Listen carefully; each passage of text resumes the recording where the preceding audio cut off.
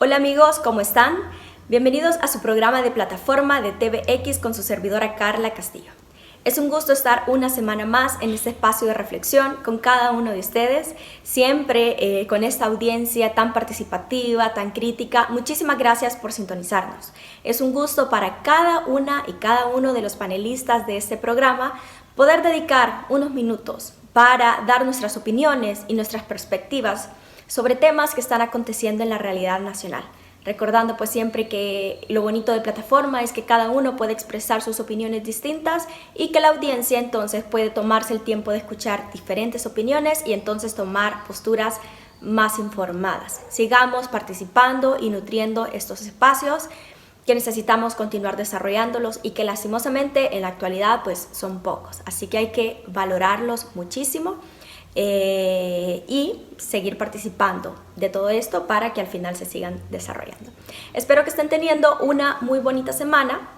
Ya marzo ya se va, estamos 25 de marzo y se vienen las vacaciones de Semana Santa, la próxima. Algunos comienzan el lunes, otros hasta el jueves, pero esperamos con ansias estas fechas para poder disfrutar, descansar con nuestra familia. Algunos ya están haciendo planes. Probablemente algunos de ustedes vienen a pasar las vacaciones acá a El Salvador, quienes están escuchándonos desde afuera. Hago el llamado siempre a la precaución y a tomar las medidas de prevención de la pandemia. Sé que son épocas en las que nos emocionamos y todas y todos tenemos el derecho a disfrutar, a departir con nuestros amigos. Pero recordemos que la pandemia sigue ahí, que todavía no, acá en el país, por ejemplo, solo una pequeña fracción del personal médico ha recibido la vacuna. Cuidémonos por nosotros, cuidémonos por el personal médico, cuidémonos por las personas con las que interactuamos día a día. Ejerzamos nuestro derecho a la diversión, a la recreación, a convivir con nuestra familia, pero hagámoslo con la debida responsabilidad. Así que ese es un llamado para estas fiestas que se aproximan. Y bueno, ha sido otra semana, como pasa siempre en El Salvador, una semana de muchísimas noticias, novedades, tantas cosas pasando que a veces se nos va así como el tiempo en tratar de seguirle la pista a todo esto. Y cada panelista pues al final aborda un tema que acontece en la realidad y de alguna manera apoya a poner sobre la agenda alguna de estas temáticas. Yo quiero hablar sobre una fecha extremadamente importante que se celebró el día de ayer, 24 de marzo. Y 24 de marzo se conmemora la muerte de Monseñor Romero, que hace 41 años fue asesinado dando una misa acá pues, en El Salvador. Una fecha muy lamentable realmente, un acto, un evento cobarde y muy lamentable que se llevó a uno de los referentes de la justicia social más fuertes y más vocales que teníamos en nuestro país. Y que al final pues esa fue la causa por la que intentaron silenciarlo, por su llamado siempre a la justicia, a la paz, por señalar al gobierno represor que en ese momento estaba reprimiendo y estaba violando severamente los derechos humanos del pueblo. Y por eso fue que al final de cuentas decidieron optar por silenciar a Monseñor Romero para también así mandar una señal al pueblo en ese momento y a futuras generaciones de lo que podría pasar a aquellos que se atrevieran a retar al poder, a sentar postura visible contra los gobiernos dictatoriales que teníamos en esa época. Pero como bien dicen, al final de cuentas al asesinarlo, si bien su figura física ya no estaba acá, su mensaje persistía. Bueno, este no es un programa religioso, mi enfoque es más recordar la figura y el legado de Monseñor Romero desde una figura de justicia social, una persona que llamaba al cese de la guerra, a que se promoviera la paz, al fin de la represión, y que fue una persona extremadamente crítica de la que muchos y muchas continuamos aprendiendo, y creo que valdría la pena leer más sobre él. Ahora en YouTube hay muchísimos reportajes sobre él, están sus prédicas que siempre tenían este sentido de justicia social. Hay libros sobre él, por ejemplo. En esta fecha, el 24 de marzo, es una excusa extremadamente importante para aprender sobre el legado de Monseñor Romero. Independientemente de la ideología que prediquemos, si nos identificamos con una ideología más de derecha, una ideología más de izquierda, el legado de Monseñor Romero nos tocó a cada uno de nosotros y fue trabajar y luchar por la libertad de cada una y cada uno, porque ahora estuviésemos ejerciendo nuestro derecho a la libertad, por ejemplo, aunque fuesen opiniones distintas, opiniones contrarias a las que se esperan, o contrarias al poder, contrarias a quienes controlan los recursos. Entonces siempre es importante hacer un llamado a este legado, y por eso quería recordar esta fecha tan relevante y dedicarla al final a Monseñor Romero y a su legado. El 24 de marzo, además, siempre en conmemoración a Monseñor Romero, las Naciones Unidas declaró que el 24 de marzo celebraríamos el Día Internacional del Derecho a la Verdad en relación con violaciones graves de derechos humanos y de la dignidad de las víctimas. Esta fecha, entonces, se utiliza también justamente para promover el derecho a la verdad, que pocas veces escuchamos de este derecho. Escuchamos de derecho a la salud, a la educación, a la seguridad, pero ¿qué hay del derecho a la verdad en relación a violaciones graves de derechos humanos? Que está muy relacionado con la dignidad de víctimas y dignidad de los seres humanos, al final de cuentas. El derecho a la verdad, en este contexto, pues al final representa que las víctimas del conflicto puedan tener acceso a una justicia restaurativa, a saber qué pasó con sus seres desaparecidos, a saber qué pasó en estas situaciones que implicó la masacre de comunidades enteras, por ejemplo. Pero este derecho a la verdad está extremadamente relacionado con otro derecho, que es el derecho a la justicia y reparación, es decir, saber qué pasó, pero no solamente no saber qué pasó por rencor, no, saber qué pasó con el objetivo de que se dé justicia, de que las violaciones, los asesinatos, los crímenes tan graves que acontecieron en un contexto de guerra tan sangriento no queden impunes. Y esto, al final de cuentas, el derecho a la verdad, el derecho a la justicia, está bien relacionado con otro, y es la no repetición de estos hechos. Y por eso es que fechas tan importantes como la conmemoración a este Día Internacional del Derecho a la Verdad, relacionado con el legado de Monseñor Romero, es tan importante que nosotros nos cuestionemos por qué, en qué nos afecta. Y está muy relacionado con esto, la no repetición de los hechos. Cuando los hechos quedan impunes, se mandan señales de decir, no importa si masacramos comunidades enteras, nadie va a tener consecuencias, entonces se puede volver a repetir. Y esto se ve reflejado, por ejemplo, en la alta impunidad que tenemos el día de ahora y que las instituciones las reflejan. ¿Por qué? Porque quienes cometen crímenes, quienes hacen actos de corrupción, saben que históricamente ha habido altos índices de impunidad en nuestro país, que no se persiguen a quienes cometen hechos, y entonces vuelven a repetirlos. Entonces se convierte en un círculo, y este círculo, desde estos hechos de la guerra que no tuvieron acceso a verdad, a justicia, entonces se vuelven a repetir. Se vuelven a repetir y, por ejemplo, este mensaje que les estoy diciendo lo escuchaba de la madre de una desaparecida en la época de la guerra. Y ella decía, yo quiero saber qué pasó con mi hija, quiero saber dónde está, quiero saber quiénes fueron, al final de cuentas, quienes le hicieron tanto daño a mi familia, quiero justicia. Pero para que también estas personas sepan que no pueden volver a hacerlo y que entonces las nuevas generaciones estén más seguras. Porque, como les digo, es todo un círculo.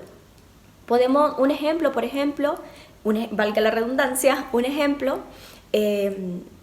si se tratan de escudriñar realmente qué pasó con estos hechos en el pasado, ahora se han comprobado también que las fuerzas públicas también continúan ejerciendo violaciones de derechos humanos, desapariciones forzadas también, incluso hasta desplazamientos forzados. La no repetición implicaría que estas autoridades en el presente no se sientan impunes de hacerlo. Y por tanto, a las personas que lo estamos sufriendo ahora, que tengamos menos probabilidad de hacerlo, porque se sabrá que si lo repiten, entonces van a tener un proceso de justicia donde pagarían por sus crímenes. No pasa, claramente no pasa de esta manera, pero precisamente no pasa porque históricamente se ha primado la impunidad sobre el derecho a la verdad y a la justicia.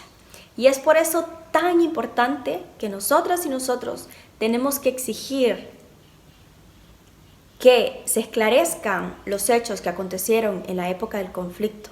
Hechos, por ejemplo, como el asesinato de Monseñor Romero, que abiertamente se sabe quiénes estaban involucrados y no se procesan debidamente.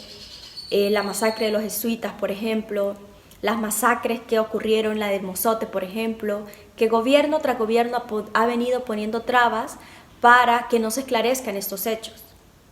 ¿Por qué? Porque al final de cuentas hay personas siempre en el poder, en el pasado lo fue así, en el presente es así, que tienen conveniencia de que estos hechos no se sepan porque entonces van a salir probablemente embarradas. Entonces vienen poniéndole estas trabas. Y lo que se hace es que no se tenga justicia para esos actos, se perpetúe la impunidad, esa impunidad que al final de cuentas a nosotros nos perjudica. Que los desaparecidos actuales no se encuentra justicia porque hay altos índices de impunidad, porque se han naturalizado, se ha normalizado ya. Entonces es por eso que tenemos que comenzar a molestarnos, a incomodarnos y a involucrarnos en estos temas. Todos los temas relacionados con la memoria histórica.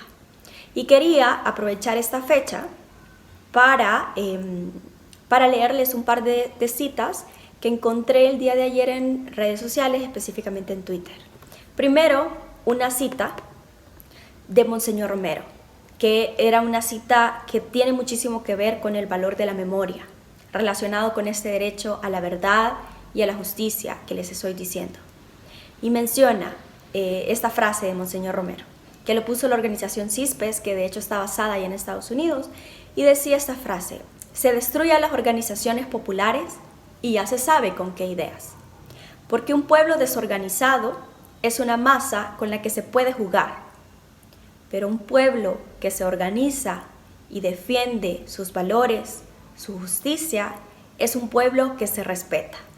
Esta es una frase valiosísima de Monseñor Romero, que la compartían estas organizaciones, y ya vamos a leer otras que compartían otros jóvenes, para conmemorar esta fecha, el 24 de marzo, la memoria de Monseñor Romero, pero también el Día Internacional del Acceso a la Verdad y con relación a las violaciones graves de derechos humanos y a la dignidad de las víctimas. ¿Y qué nos dice esta frase al final? Que está muy relacionado con este valor de la memoria que quería hablar con ustedes. Pues al final dice que se destruyen organizaciones populares porque un pueblo desorganizado es una masa con la que se puede jugar.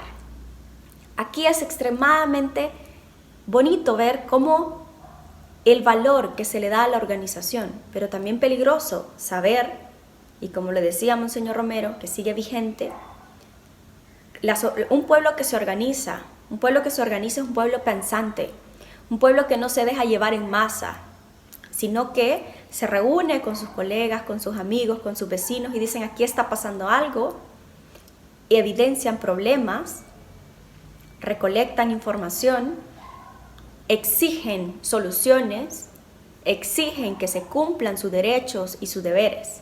Y entonces ponen en aprietos a quienes tienen el poder, económico, el poder político, el poder social en nuestros países.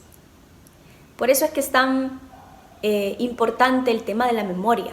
Nos refleja que históricamente se ha tratado de atacar la organización popular, que al final es la organización de ciudadanos, de campesinos, de comunidades, la organización que se lleva a cabo es más a nivel micro en comunidades, entre vecinos, de decir: aquí está pasando algo, tenemos que organizarnos para buscar una solución y exigir soluciones. Y entonces, al final de cuentas, estos pueblos organizados son los que representan voluntades que exigen a nuestros representantes.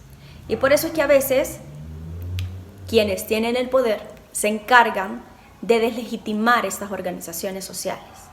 Y hay que tener muchísimo cuidado en eso, porque son estas organizaciones sociales que velan por los derechos humanos de las mujeres, de las minorías, de los niños, por el derecho a un mano al agua, por ejemplo, por el derecho al medio ambiente, por los derechos de las comunidades. Son estas organizaciones, al final de cuentas, quienes están velando porque cada uno de nosotros tenga acceso a una vida digna. Y nosotros y nosotras tenemos que respaldarles, acompañarles y no caer en juegos de deslegitimar estas luchas. Porque esta es una estrategia histórica que, como lo dijo Monseñor Romero hace más de 40 años, se atacan estas organizaciones populares, las organizaciones de los ciudadanos, de las personas como tales, porque un pueblo desorganizado y en masa es algo fácil con lo que se puede jugar. Y esa fue una frase de hace 41 años y por eso es tan importante la memoria. Y por eso, una de las estrategias que en general tienen los gobiernos, lo han tenido siempre y se tiene ahora también, es deslegitimar la memoria.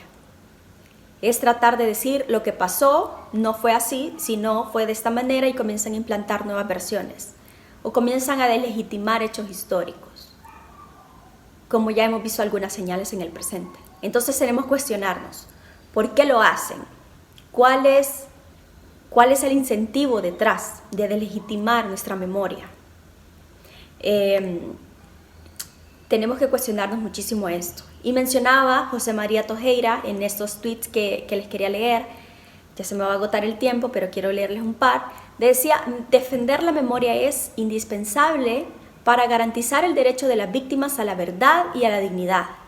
Memoria que debe transmitirse entre generación para impedir la repetición de lo bruto, lo necio y lo inhumano, que ya revisamos el tema de la no repetición. Y luego mencionaba el movimiento centroamericano 2 de marzo, defender la memoria es exigir una ley de justicia y reparación que tenga en el centro a las víctimas, que abran los archivos del mozote y que frene el vaciamiento de los programas de víctimas. Y, al final, mencionaba César Saravia, defender la memoria es oponerse a cualquier discurso negacionista y la lógica de que la historia no sirve de nada. Y me quedo con esta última frase. Defendamos la memoria. Opongámonos a cualquier discurso negacionista y a esta idea de que la historia no nos sirve de nada. Nuestra memoria es la que nos ayudará a recordar los hechos que pasaron en el pasado para asegurar la justicia, la verdad y la no repetición. Muchísimas gracias por sintonizarme, nos vemos la próxima semana y espero que pues tengan un bonito descanso y que una bonita semana de vacaciones. Gracias.